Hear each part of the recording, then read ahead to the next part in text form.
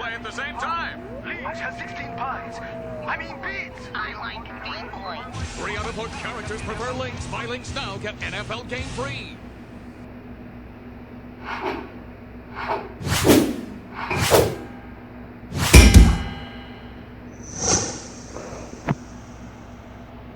Hey everybody, this is Carl with Gaming on Batteries. We're going to talk about the Atari Lynx today because it's turning 30.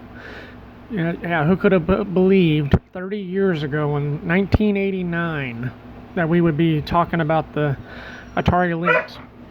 That's my puppy.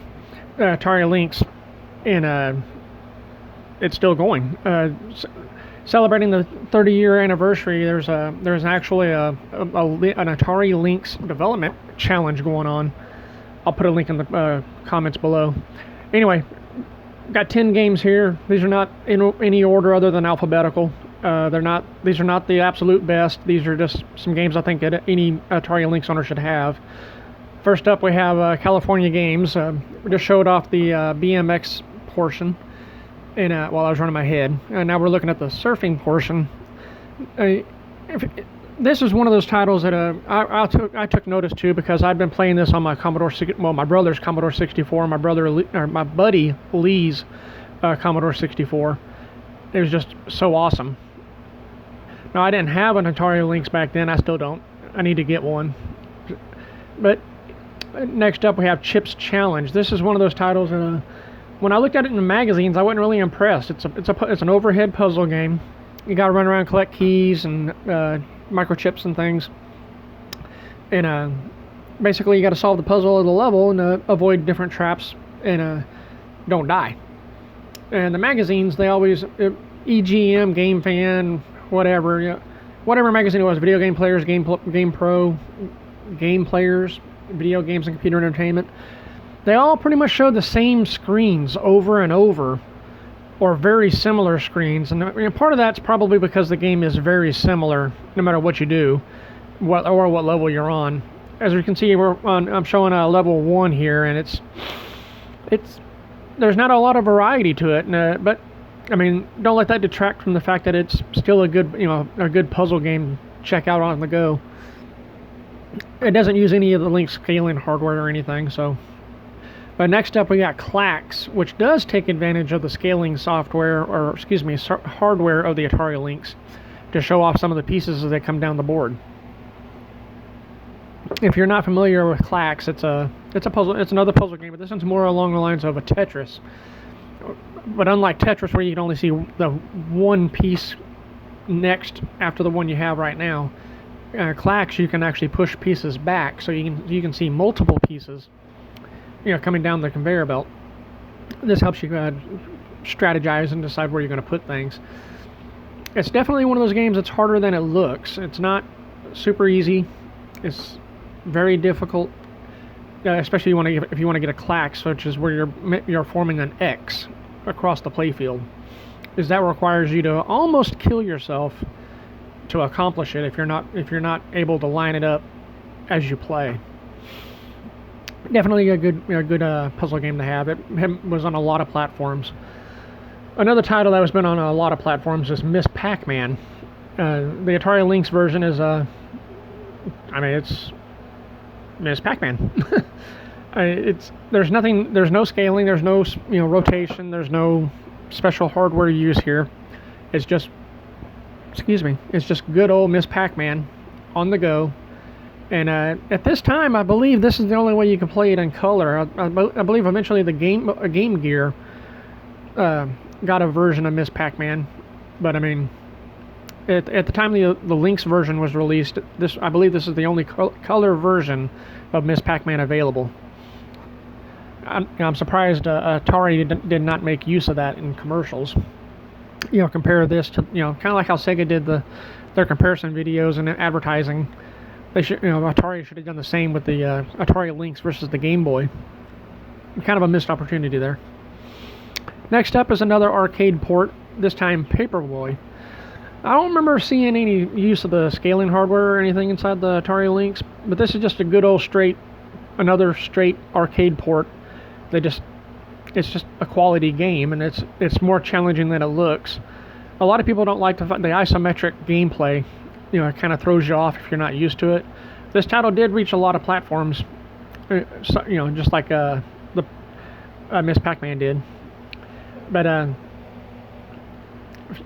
fans, fans of the arcade game, this is probably the best version to play on the go, especially back in the late 80s, early 90s. There just wasn't anything else like it. As you can see, you can bust out windows. You can throw multiple newspapers. You got to get out into the street sometimes and collect a newspaper. You got to avoid little kids on their little trikes, or what are the power wheels or whatever the hell those things are called. Next up, we got Rampart. Now, this is a title I never played back in the day, and I've played it a little bit on the computer, but I never really got into it. The idea here is you got a fort, or you got to build a fort, repair it, however, whatever happens to be the situation, and you get these mixed pieces. They look kind of like Tetris pieces, and you got to rotate them. You got to put them in certain positions. But this is your defenses. This is when the enemy comes from the ships come in to attack. They're gonna bomb your fort as they see fit and try to gain entry. Now, if you built your fort correctly, you can avoid the enemy storming your castle. Next up is another arcade port. This time it's Rygar. Tecmo brought this to the Nintendo Entertainment System. It was a good version, but again, this was a missed opportunity by Atari.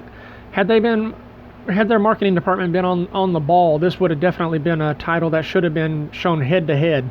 Because everybody I talked to at the arcades would tell me, if I wanted to master Rygar in the arcade, buy the Nintendo Entertainment System version, master it there, because it's pretty much the same as the arcade game. But honestly, if I was Atari, I would have been promoting this till the cows came home. Because this is a lot closer looking to the arcade machine than the 8-bit Nintendo could ever accomplish. Again, missed marketing opportunity.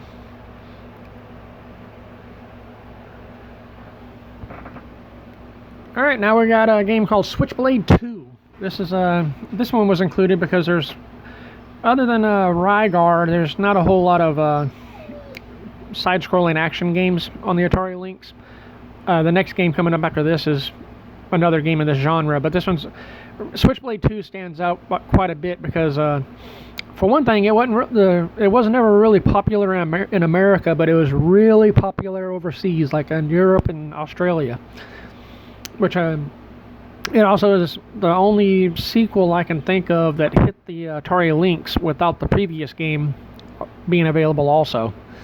Kind of, it's not much to go on or build a franchise off of, and fans didn't really clamor to stores to support this, but still, if you want a 2D side-scrolling action game, Switchblade 2 is one of the better ones. All right, this is one that had some kind of disgusting advertising, not nearly as bad as Boogerman, but Todd's Adventures in Slime World.